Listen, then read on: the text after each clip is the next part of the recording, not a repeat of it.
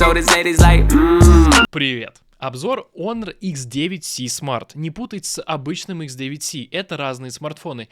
Я его приобрел за 12 999 рублей. И это было не так уж и просто. А как я его покупал, весь этот ад ты сможешь увидеть вот по этой ссылочке по подсказке. Там вместе с таймлайном на нужное место. А мы с тобой попытаемся сейчас ответить на вопрос, а стоит ли покупать Honor X9C Smart, если ты можешь его купить за 13 или 14 тысяч рублей. Очень важно, все фишки, которые доступны в смартфоне Honor Magic 7 Pro и 6 Pro, эти все фишки оболочки тебе доступны всего за 13 тысяч рублей. А первое, о чем бы я хотел с тобой поговорить, это о том, насколько здесь классный экран. Он откалиброван по цветам настолько великолепно, что мне это очень понравилось. Единственный минус экрана, который хотел бы отметить, это IPS-матрица. За 13 тысяч рублей в том же самом Redmi Note 14 уже стоял OLED-дисплей. Здесь у нас Full HD плюс разрешение 120 Гц, где ты можешь выбрать либо 60, либо 120. Размер дисплея 6,8 дюймов. Отношение сторон, как обычно, 20 к 9. Он мне понравился в основном цветопередачей. Я не менял ее из настроек. Какая была по умолчанию, такая и стоит. А по умолчанию здесь стоят яркие цвета. Но при этом смартфон отображает все замечательно и красиво. И еще огромный плюс здесь в том, что здесь плоский экран. Но IPS-матрица, да, такое. Не всегда это прикольно, и хочется вот прям глубокий черный цвет увидеть. Такой глубокий, такой черный, как если посмотреть в твою же... А второе, на чем бы я хотел заострить ваше внимание, это на камере. Здесь у нас аж 108 мегапикселей. Но эта камера разочаровала меня, и сразу всех хочу предупредить, что этот смартфон не про камеру, не про фотографии, а про experience от взаимодействия со смартфоном.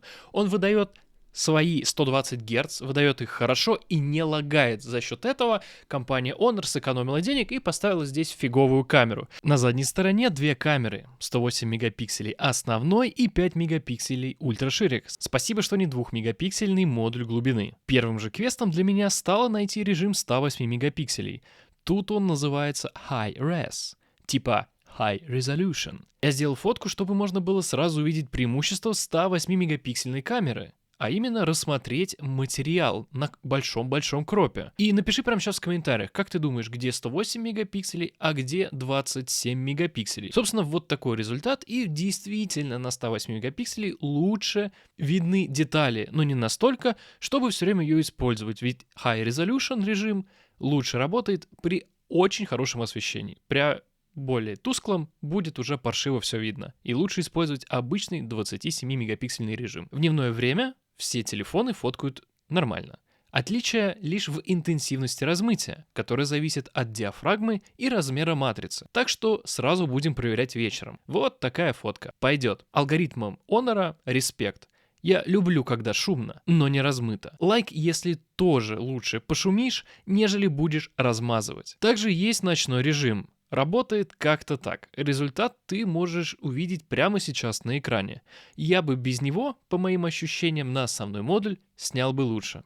Ну и видеосъемка. Итак, единственное, кто пасется здесь, это мой пес. В общем, 1080 снимает данная камера. Это максимум, на что она способна при видеосъемке. Причем 1080 30 кадров. Качество звука вы можете прямо сейчас оценить. Можно зумировать, но это камере делает только хуже, а не лучше.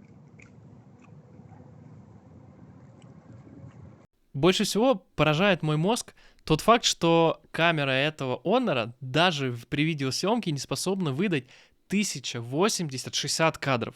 Максимум это 1080-30 кадров. Но это просто вынос мозга. Я не понимаю, как смартфоны в 2025 году, которые релизятся, не имеют возможности снимать 60 кадров в Full HD хотя бы. Это просто... Я не понимаю. Не понимаю. Объясните мне в комментах, если кто-то шарит почему так все. Очень часто мне люди задают какие-то странные вопросы, на мой взгляд, которые не должны влиять на выбор смартфона из разряда «а если тут радио?».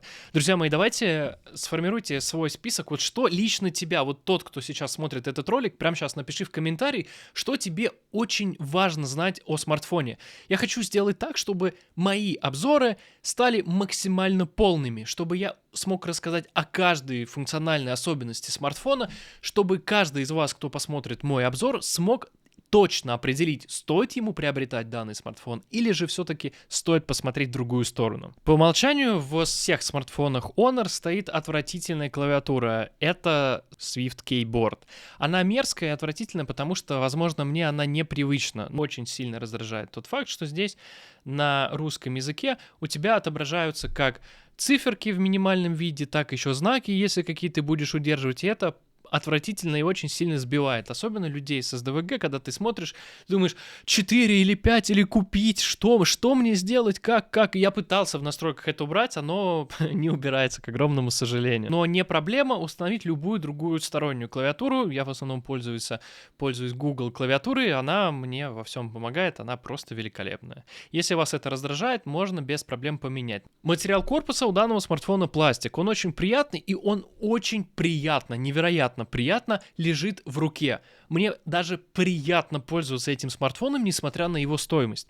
Углы здесь тебе не впиваются в руку, все края отшлифованы так, что телефон выглядит и ощущается монолитно. Понятно, что это пластик, понятно, что он поцарапается, но на белом, именно на белом цвете, ни отпечатки пальцев, ни чего-либо другого, например, царапин, видно не будет. Для примера можно посмотреть на камеры, то тут глянцевый пластик, который маркается, и сразу все это дело видно. А так как покрытие самого смартфона на задней стороне пластиковое, это заметно не будет, и это огромный и огромный плюс. Что же является сердцем смартфона? MediaTek Dimensity 7025 Ultra. Этот смартфон набирает достаточно большое количество баллов в Antutu, ну и на тротлинг-тесте тоже не валится, и это очень хорошо. И это тот самый показатель, благодаря которому мы сможем всегда видеть 120 Гц при взаимодействии с данным смартфоном, и это очень круто.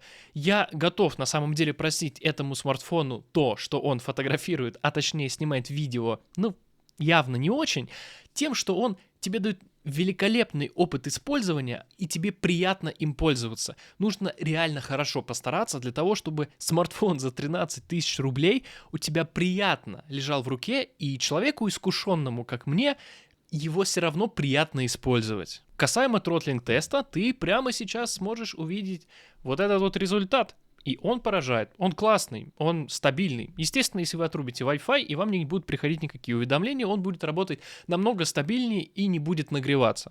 Если вы включите мессенджер и будете еще параллельно переписываться во время игр каких-нибудь, то, естественно, все это будет дело зависать. Я люблю этот сладкий туман, потому что я расту. Огромное спасибо компании Honor, что за столь маленькую стоимость они туда установили аж 8 гигабайт оперативной памяти, хотя это минимум на самом деле, который сейчас нужен, а также 256 гигабайт постоянной памяти. И что самое важное, вы видите вот по данному тесту, внутренняя память набирает аж почти что 1 гигабит на чтение, за счет чего также данный смартфон работает очень шустро и великолепно. Мне прям нравится, что телефон за такое малое количество денег на такое способны. И на чтение аж 500 мегабит в секунду. Оперативка здесь показано, что меньше 10 тысяч мегабит в секунду, но мне кажется, что приложение, которым я замеряю, сломалось. Я в процессе, в поиске нормального приложения, которое сможет нормально замерять оперативную память. Поэтому по данному пункту огромный жирный плюс. Все-таки сэкономили компания Honor на памяти, а именно разъем у вас исключительно под 2 сим-карты. Никакой дополнительной памяти в виде флешки вы не сможете засунуть, но спасибо хотя бы за встроенные 256 гигабайт. Какая же у нас тут есть безопасность? У нас здесь есть сканер отпечатка пальцев. Давайте посмотрим, как он работает. Вот телефон, я его поднимаю, просто прикладываю пальчик, он у меня разблокировался. Я его заблокировал, разблокировался, заблокировал, и он разблокировался. Великолепно работает. Также, кстати, по поводу датчиков яркости и точности измерения. Здесь не было у меня никогда проблем с тем, чтобы данный смартфон каким-то образом начинал гасить экран, когда это не нужно, либо, наоборот, его включал в момент, когда ты разговариваешь по телефону. В чем сила, брат, в Google сервисах? И именно так компания рекламировала компанию Honor. Это дочерняя компания от Huawei, которая делает, по сути, те же самые смартфоны на той же оболочке. А как мы помним, оболочка у Huawei очень хорошая. Harmony OS. Ну, типа OS, по факту это Android. Смысл в том, что в Honor продали другой сторонней компании, и она имеет право использовать Google сервисы, за счет чего у этого смартфона есть все Google сервисы, а значит и Google аккаунт, и все оставшиеся плюсы от Google, которые существуют, если они существуют. Кстати говоря, у нас же здесь стоит Android, а что же там у нас с Android Auto? Также хочу отметить огромный плюс, что здесь есть офигенная опция для тачек CarPlay. То есть вот она у нас выводится. Вот он, телефончик этот подсунут. Honor X9 Smart C. И вот у тебя есть карты, фигарты, разрешаем все. И у тебя здесь все это сейчас будет. И это просто великолепно. Из всех фишек оболочки мне больше всего зашли две. Первое — это конспект встреч. Включаешь просто диктофон, включаешь встречу в заметке, ее закидываешь, и он сразу тебе делает по ней заключение с какими-то мыслями и с пунктами. Это круто и удобно, но смотрите, конфиденциальность никакую не выдайте. А вторая фишка, которая мне понравилась, когда ты делаешь фотоснимок, тебе не нужен какой-то элемент или человек, то ты просто его обводишь и удаляешь из вселенной. Тоже классная опция. О других я не стану говорить, потому что я ими не пользовался, но если вам интересно, я нашел вот этот замечательный ролик, можешь туда перейти, и в данном смартфоне все это есть. Когда вы покупаете любой смартфон компании Honor с самой последней прошивкой, там будут все опции с AI, которые существуют, в принципе, в macOS. Кстати, вот режим одной руки во всех Honor и Huawei вообще не нравится. Круче, когда вся верхняя часть уезжает вниз, а не весь экран уменьшается с 6,8 дюймов до 5 дюймов, но при этом остается весь видимым.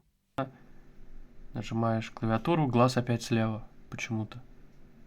И потом обратно вправо. Геолокация появляется, и он туда, а потом обратно. Вот это мне не нравится. Чтобы этого не было, надо просто убрать из строки состояния отображение значка NFC, для примера. Делаем копирование, и я вам потом покажу, насколько плотно здесь у нас происходит это копирование, насколько точно. То есть я вам покажу, какие у меня экранчики были в моем Xiaomi 14 Ultra и какими они стали на Honor, потому что, мне кажется, важность перехода очень большая. Ну и по итогу мы имеем, что он ничего не перенес. Экран такой же, как и был. Картинка, заставка та же самая. Приложение сейчас он потихонечку в моем аккаунте начнет все скачивать и так далее. Вот, соответственно, фигня, этот перенос на Android, он полноценно не работает. Далее у нас батареечка, емкость которой 5800 мАч. Мне данного смартфона, так как я его только открыл, аккумулятор не успел износиться и бла-бла-бла, мне его хватало на полноценных 1,5 дня всегда и стабильно. Помимо прочего, здесь есть поддержка быстрой зарядки. 35 Вт. Этого мало в текущее время, в 2025 году, на фоне тех же других смартфонов, которые обладают мощностью аж 120 Вт и заряжаются за 30 минут, да, даже меньше. Но, тем не менее, в принципе, нормально, учитывая, что вы купили за 13 тысяч телефон с огромным количеством памяти и не лагающий телефон, что является огромным плюсом. Wi-Fi, Bluetooth, NFC. Естественно, все это перечислено есть. Wi-Fi у нас 5-й версии 5.0, а Bluetooth 5.3. Также из минусов это динамик. Само качество нормально, я вообще не знаю, кто слушает через динамик музыку, фильм или еще что-то со смартфона, когда есть наушники, которые стоят раза в 3 дешевле, чем смартфон и дают лучшее качество намного, чем динамик, но тем не менее.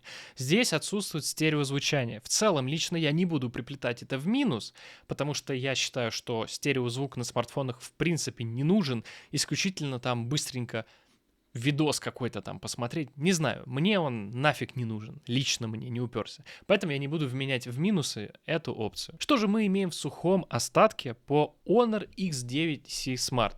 За 13 тысяч рублей, на самом деле даже за 15, наверное, да? Я считаю это хорошим смартфоном. Во-первых, он очень красивый по дизайну, мне прям заходит вот этот вот весь стиль, этот стилек прям виден, что это слизано с флагманских моделей компании Honor.